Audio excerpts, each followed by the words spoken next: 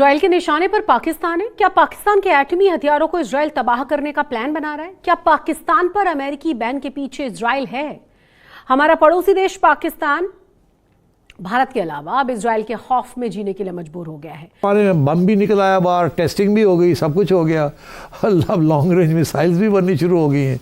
तो अब आप सोचिए कि जब वो ईरान के न्यूक्लियर प्रोग्राम को एक्सेप्ट नहीं कर सकते तो आपके न्यूक्लियर प्रोग्राम में वो क्या सोचते होंगे। ठीक है, इराक नहीं रहा, ठीक है, शायद ईरान की छुट्टी करा दे वो। पाकिस्तान को लग रहा है कि ईरान में सरकार बदलने के बाद पाकिस्तान के परमाणु हथियारों को निशाना बनाया जाएगा।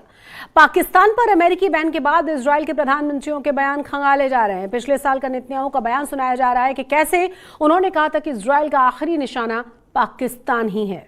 वज़ीर-ए-आज़म शहबाज शरीफ ने कहा है कि अमरीकी पाबंदियों का कोई जवाज़ नहीं, जौहरी प्रोग्राम पर किसी किस्म का कोई समझौता नहीं हो सकता। पाकिस्तान के खिलाफ कोई जारहियत की जाती है तो फिर इसका दिफा कर। हेलो दोस्तों, भारत का रिएक्शन चैनल पर आप सबका स्वागत है। आज पाकिस्तान फिर से रोया क्योंकि इजराइल के पीएम नेतन्याहू के पुराने बयान सुनकर पाकिस्तान मीडिया रोने लगा है कि अब ईरान की रिजिम चेंज करके अब पाकिस्तान पर पूरा प्रेशर डालने का प्रयास इजराइल करेगा। पाकिस्तान मीडिया का कहना है कि अब इजराइल सीधा पाकिस्तान पर अटैक करेगा। पाकिस्तान मीडिया का कहना है कि इजराइल पाकिस्तान के न्यूक्लियर बॉम्ब से डरता है।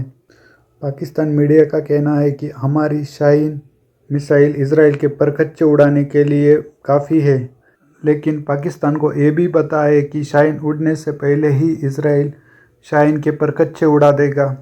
अमेरिका ने जो भी पाकिस्तान के मिसाइल प्रोग्राम पर पाबंदी लगाई है उस सब के पीछे इजराइल है। भारत और इजराइल मिलकर एडवांस न्यूक्लियर प्रोग्राम पर काम कर रहे हैं, लेकिन अमेरिका उन्हें कुछ भी नहीं कहता है। आइए देखते हैं पाकिस्तान मीडिया का रिएक्शन और प्लीज़ चैनल को सब्सक्राइब कर देना। बैलिस्टिक मिसाइल शाहीन 3 जिसकी रेंज 2750 किलोमीटर और अबाबील जिसकी रेंज 2200 किलोमीटर है शामिल है। माहिरीन का मानना है कि पाकिस्तानी मिसाइल्स में ये सबसे बेहतरीन सलाहियत वाले मिसाइल्स हैं। अबाबील MRV मिसाइल सिस्टम जो दुश्मन के बैलिस्टिक मिसाइल डिफेंस शील्ड को शिकस्त देने और बेअसर करने के लिए डिज़ाइन किया गया है। इस टेक्नोलॉजी की खासियत यह है कि अगर हदफ के करीब पहुंचने पर इसको रोकने या तबाह करने के लिए मिसाइल डिफेंस शील्ड या बैलिस्टिक मिसाइल सिस्टम मौजूद हो तो वो इसे कंफ्यूज कर सकती है। इसकी जो दूसरी खासियत है वो ये है कि एक मिसाइल में कई वॉरहेड्स होते हैं जो आज़ादाना तौर पर प्रोग्राम्ड होते हैं और हर वॉरहेड अलग अलग अपने हदफ को निशाना बनाता है, यानी एक तीर और कई निशाने। ये मिसाइल 5 लेयर्स वाले दुनिया के ताकतवर तरीन इजरायली डिफेंस सिस्टम को नाकारा बनाने की सलाहियत भी रखता है, जिसमें एरो और आयरन डोम से लेकर डेविड स्लिंग, इंटरसेप्टर और एंटी एयरक्राफ्ट गन्स भी शामिल है। यानी यहाँ ये कहना बिल्कुल भी बेजा नहीं होगा कि इजराइल पाकिस्तानी फौज के एन रडार पर है। उनका खौफ ये है कि पाकिस्तान के अंदर रिवाइवल ऑफ मिलिटेंट इस्लाम, यहाँ जिहादी ऑर्गेनाइजेशंस, रेडिकल इस्लामिक ऑर्गेनाइजेशंस, उनसे डर लगता है। आपको याद होगा कि एक वक्त ये कहा गया था कि तालिबान जो हैं वो 60 मील दूर हैं इस्लामाबाद से, अटक तक आ गए हैं। याद है आपको? जी, ऐसी बातें भी चली थी। और उस वक्त एकदम वेस्टर्न पावर्स जो थे परेशान हो गए थे कि अगर तालिबान इस्लामाबाद आ गए तो न्यूक्लियर प्रोग्राम उनके हाथ में आ जाएगा। तो मेरा ये इन्फॉर्मेशन थी कि उन्होंने ऑलरेडी अपनी मोहरे चलने शुरू कर दिए थे कि अगर पाकिस्तान की रियासत गिरती है और तालिबान या इस्लामिक एलिमेंट्स के हाथ आती है तो what will the Americans do and the Israelis do, what preemptive action they will take. तो मैं समझता हूँ कि ये सारे प्लान्स बने हुए हैं।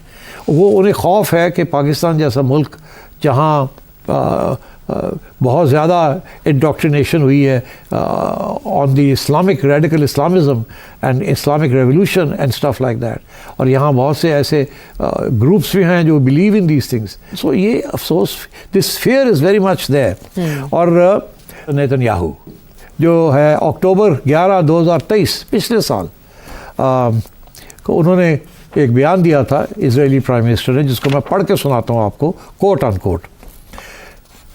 Greatest mission that we have, ये इजरायली प्राइम मिनिस्टर अपने बारे में कह रहा है, इजराइल की greatest mission, greatest mission that we have is to prevent militant Islamic regime from meeting up with nuclear weapons or from nuclear weapons meeting up with militant Islamic regime. मतलब है कि militant Islam जहाँ है वहाँ अगर nuclear weapons है तो या एक उनको दे देंगे या वो सीज कर लेंगे.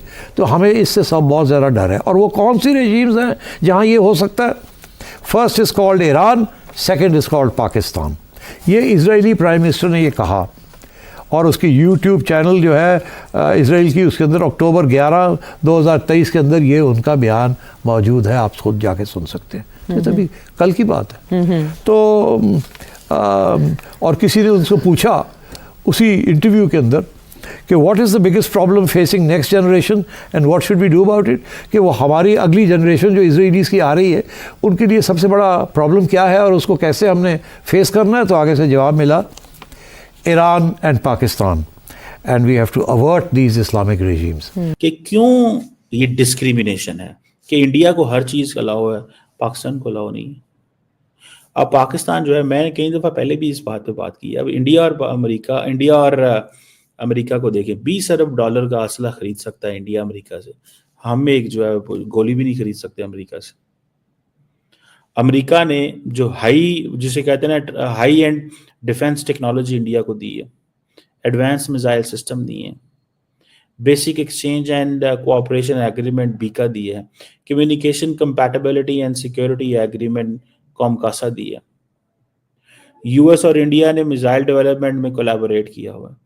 बहुत सारे ऐसे सिस्टम्स हैं जिनको को प्रोड्यूस किया है. Defence technology and trade initiative के तहत ये सारा कुछ किया हुआ है. फिर then initiative on critical and emerging technology. ये जो इंडिया की मिलिट्री कैपेबिलिटी इनहेंस हो रही हैं, क्या पाकिस्तान को इसमें कोई नहीं है? अमेरिका अगर ये समझेगा जी हाँ हम हर चीज़ इंडिया को देना चाहते हैं, इंडिया को ये दे दें, इंडिया को वो दे दें, इंडिया के साथ ये कर दें, इंडिया को फेवर दे दो, ये फेवर दे दो, वो फेवर दे दो, और पाकिस्तान तुम अपना बंदोबस्त आप कर लो. अगर हम बंदोबस्त करें तो कह दें तुम पे सैंक्शंस लगेंगे.